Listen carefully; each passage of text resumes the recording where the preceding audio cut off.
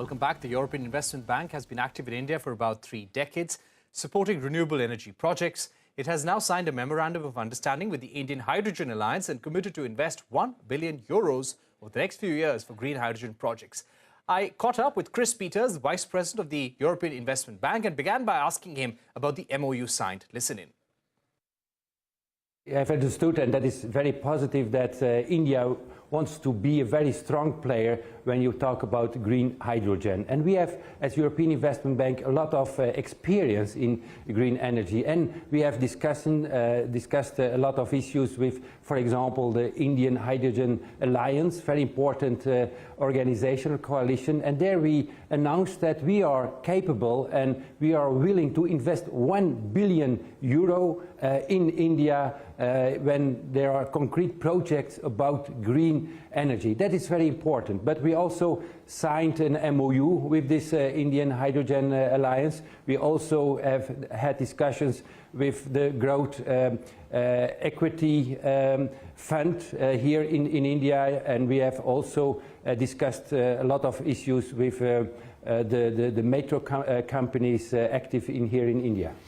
If I were to ask you to lay out some sectors which you see as potential areas of future investments, which you're seriously considering, what would those be?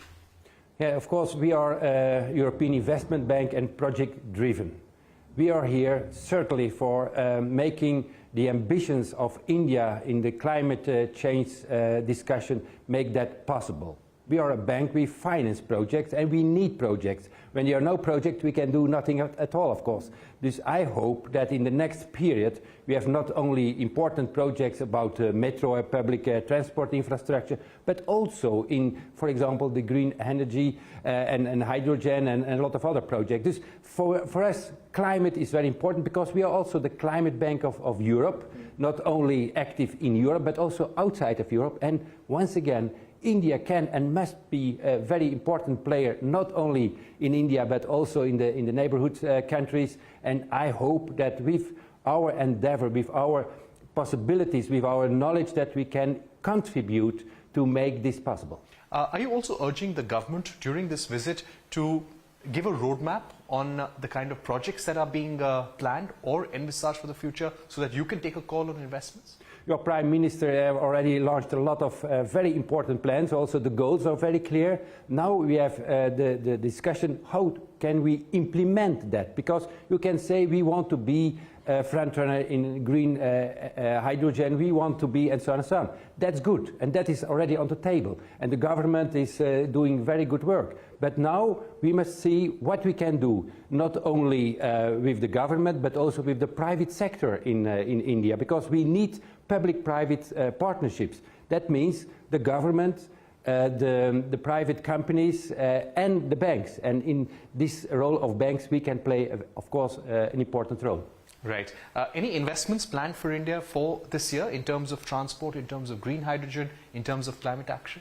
Yes, we have already, what I've said, 6 projects when you look to the public transport and in particular the metro. We have already some important projects to invest in metro, but there are also other projects, and I hope that after this mission that we can come back and make more projects possible with our import and support, of finance the projects that are on the table. Right. I'd like to ask you about G20. India holds the presidency of the G20.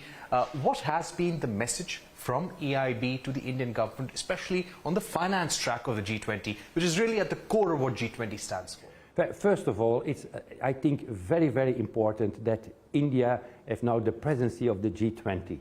When you look what is going on in the world, when you look to the war in Ukraine, for example, we need multilateralism. We need to discuss with all the members of the G20 what the problems are.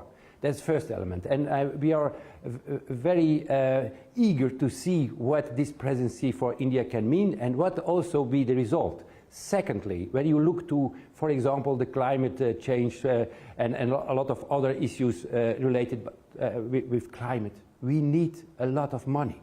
Not only money coming from the public sector, but also from the private sector. And then we need, of course, innovative ideas, how we can finance, for example, once again, this green hydrogen project, how we can convince people that investing in climate projects is so important. And that is, of course, very important to have this G20 debate, this dialogue with all the other countries.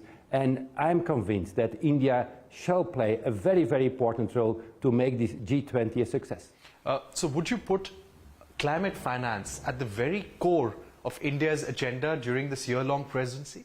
Well, it's not to me, of course, to decide that. It's the presidency and the other members. We, as European Investment Bank and Climate Bank of the European Union, inside Europe and also outside, are very key to discuss this issue.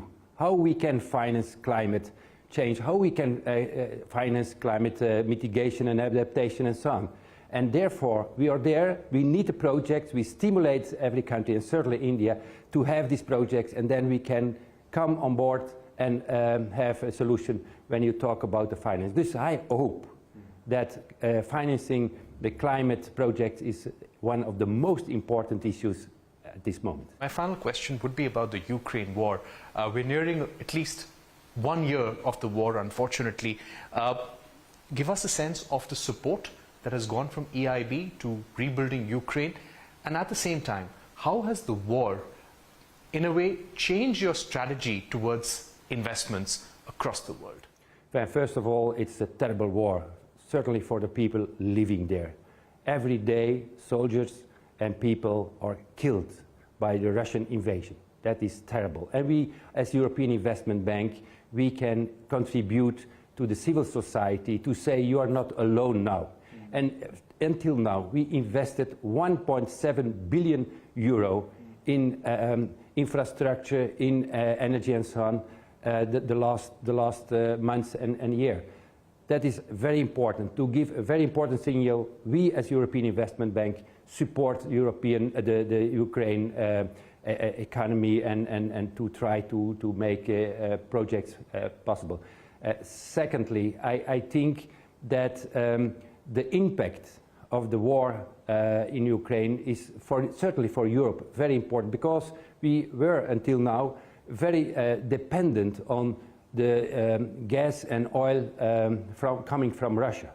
And we have had a very important discussion how we can be more independent as Europe. And the bank, of course, can also help, and we have supported the initiative Repower EU, coming from the European Commission. And we, as European Investment Bank, have said and decided, okay, we shall be also part of the solution. We shall put extra 30 billion euros on the table to make Europe more independent of oil and gas, certainly coming from Russia. All right, so that was Kris Peeters, the Vice President of European Investment Bank, talking about how the bank intends to support India with $1 billion in investments for the green hydrogen sector, and how they are diversifying investments across the world in light of the Ukraine-Russia war as well. With that, it's a wrap on this edition of News Center. Don't go anywhere. News continues on CNBC-TV18.